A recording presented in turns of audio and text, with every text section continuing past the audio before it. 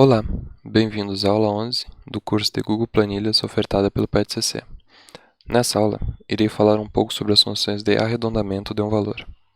Bom, para essa aula, eu deixei preparado esse quadro aqui, onde ele representa o nome de cada uma das funções que iremos usar, arred para arredondamento, arredondar para cima, para baixo, truncar um valor e transformá-lo num valor inteiro, e os valores que serão usados. No caso aqui, eu botei todas as células com o mesmo valor, mas é possível alterar isso depois. E por fim, o segundo argumento será enviado para as funções.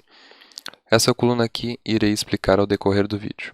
Bom, caso haja alguma dúvida na hora de executar alguma das funções apresentadas no vídeo, é possível utilizar aqui na função ajuda, lista de funções, e pesquisar pela função utilizada no vídeo, por exemplo, a função arred. Aqui teremos arred multilab, arred multidb, enfim. Bom, percebam que aqui está tudo em português. Existe a possibilidade de, ao abrir a função de ajuda, estar em inglês. E no caso, o nome das funções será completamente diferente. Bom, então caso haja isso com algum de vocês, basta descer o cursor até lá embaixo e selecionar a língua aqui embaixo. No caso já está português de Brasil, se estiver diferente, basta clicar aqui e selecionar a língua desejada. Bom, voltando lá para cima e voltando à planilha, primeiramente irei explicar a função arred, que significa arredondar. Para ela eu vou escrever igual arred. Percebam, aqui ele já está dando sugestões de funções que começam com ARR, e aqui ele dá uma breve descrição do que a função faz. Arredonda um número de acordo com as regras padrões. O que seria com regra padrão? Ao clicar aqui e clicar na função ativar ajuda de fórmulas, percebam que a função irá necessitar de dois valores. Um é o valor, que irá ser arredondado, no caso está aqui nessa coluna, e segundo é o número de casas que iremos arredondar. Como assim o número de casas? Bom, primeiro eu vou fazer o teste sem usar esse segundo argumento, que seria como se eu estivesse mandando o argumento zero. Se eu arredondar o valor para 0 casas decimais, ele vai tentar arredondar o 5 baseado no que vem depois. Como aqui é 5,6 é maior que 5, então ele arredonda o 5 para cima e o 5 vira 6. Para facilitar a escrita das células, eu vou escrever manualmente aqui ponto e vírgula e indicar qual que é o argumento. Se eu não escrevesse nada aqui, seria como se o argumento fosse zero. Aqui eu vou deixar explícito que o argumento é zero clicando aqui. Pronto. Agora eu estou arredondando a célula C4, que é esse valor aqui, dado o argumento B4, que é esse valor aqui. Vou fechar parênteses e aqui está o resultado, 6. Agora, digamos que eu precisasse testar esse mesmo valor com uma casa decimal de arredondamento. Eu vou selecionar aqui e copiar a mesma fórmula para a coluna de baixo. 5,7. O que isso quer dizer? Ele pegou 5,6 e arredondou o valor partindo da primeira casa decimal. O que isso quer dizer? Ele pega o 5,6 e vê, aqui é maior que 5, então vou arredondar isso aqui para cima, vai virar um 5,7.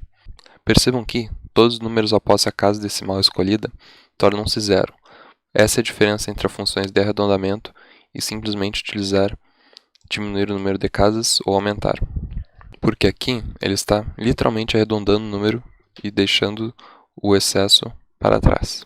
Se aqui, por exemplo, eu botasse um número bem maior, 5,97, agora esse 9 seria arredondado para 10, então o excesso iria para o 5. Então aqui ele viraria um 6 também. No caso, vou deixar o 6 para manter o padrão. E como já pode se imaginar, se eu aplicar a mesma fórmula para todas as células a seguir, iremos perceber o padrão. Com duas casas decimais, ele vai tentar arredondar o número 7, porém os números a seguir dele são números menores que 5. Então ele vai manter o 7 como está e alterar os números por 0.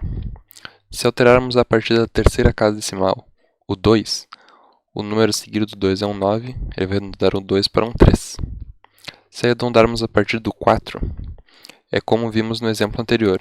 Vai tentar arredondar o 9, como vem seguido de um 8, vai virar um 10, e o excesso vai vir para cá. O 5 vai arredondar o 8, virará um 9, E como não tem nenhuma casa decimal após o 6, é como se tivesse infinitos zeros aqui, ele vai arredondar o 6 apenas para 6. Bom, eu vou ajustar a cor da planilha apenas para ficar mais organizado. E percebam que a função arred, ela arredonda dado os números que vêm depois da casa decimal. Se usarmos a função arredondar para cima, eu vou escrever aqui, igual arredondar para cima, percebam que ela funciona do mesmo jeito como descrito na função arred. Ela recebe um valor e o número de casas, porém, ela funciona de uma maneira diferente. Eu vou selecionar o valor e selecionar a casa decimal. No caso, como é a 0, como já vimos antes, ele vai tentar pegar o valor 0, que seria o 5, e arredondar para cima. Se partirmos da primeira, segunda, terceira até a sexta casa decimal, percebam o padrão. Agora, o que a função faz é ver o seguinte: 5,6 tem algum número após o 5,6? Se sim, então ele arredonda para 5,7 imediatamente. Se não, por exemplo, se aqui eu substituísse tudo por um 0, ele manteria 5,6. Agora, se eu fizesse 0.00001, já é o suficiente para arredondar para cima. Vou dar um Ctrl Z, voltando ao número normal. Ou melhor, aproveitando aqui e testar, eu vou botar o 0,001. Percebam que a função arredondar, arredondou o número para 5,6. Por quê? Porque esse 0,001 não é o suficiente para fazer o arredondamento virar um 5,7. Porém, aqui, como arredondar para cima qualquer valor decimal já é o suficiente para fazê-lo subir, aqui vira um 5,7. Assim como em duas casas decimais, o 5,67 vira 68, 672 vira 673 e assim vai. Se aqui, por exemplo, eu trocasse esse 86 por 80, aqui ele já viraria um 8. No caso, também poderia trocar por um 79, aqui ele ainda assim viraria um 8, porque ele está arredondando a quinta casa decimal, que é esse 7. Voltando ao valor original. E por fim, como já deve se esperar, a função igual a arredondar para baixo faz o exato oposto da função arredondar para cima. Ou seja, se eu enviar o valor e quais casas decimais serão arredondadas, não importa qual valor que venha a seguir, ele vai arredondar a casa decimal escolhida para baixo. Por exemplo, eu vou aplicar para todas as células a seguir e vejam, não importa se aqui tem um 5,67, como eu escolhi a primeira casa decimal, o 5,6 vai virar um 5,6. O 5,672 vai virar um 5,672. E assim em diante. Não importa se, por exemplo, eu vou utilizar a segunda aqui, que é 5,6.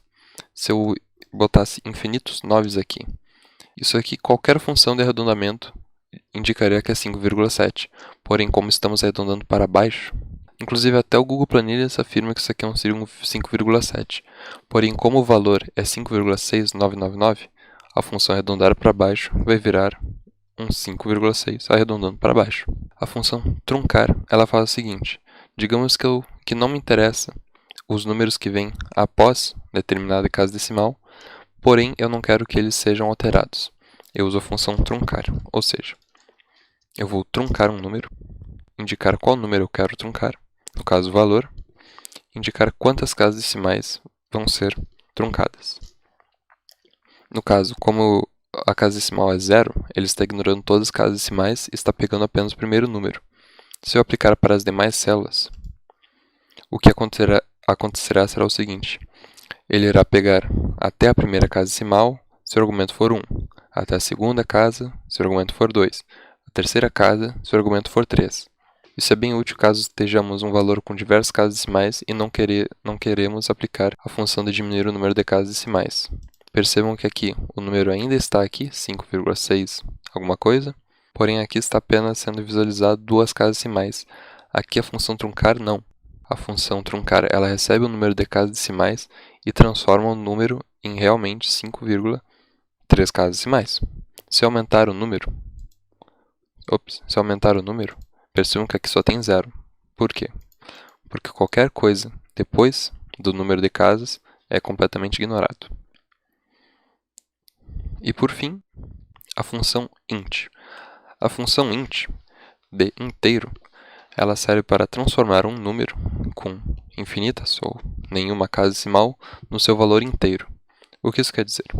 Digamos que eu dê igual, função int de inteiro, percebam que aqui está escrito arredonda um número para baixo até um número inteiro mais próximo, e indicar qual o valor que eu quero transformar para inteiro. Essa função, ela converte o número decimal no número inteiro. Se eu aplicar essa função para todas as células a seguir, todas vão virar o número 5. Por quê? Porque como ela não recebe um segundo argumento, ela é como se fosse um arredondar para baixo com argumento 0. Ela transforma esse valor decimal aqui num valor inteiro. Se aqui eu transformasse 5,6 num 6,6, aqui viraria 6 imediatamente. Vou manter o 5 aqui. Bom, essas foram as funções de arredondamento para um valor, dado o número de casas decimais ou não. Caso haja alguma dúvida, pode deixar um comentário na atividade ou, se sente confortável, pesquisar por conta própria como funciona a função. E é isso. Nos vemos na próxima aula.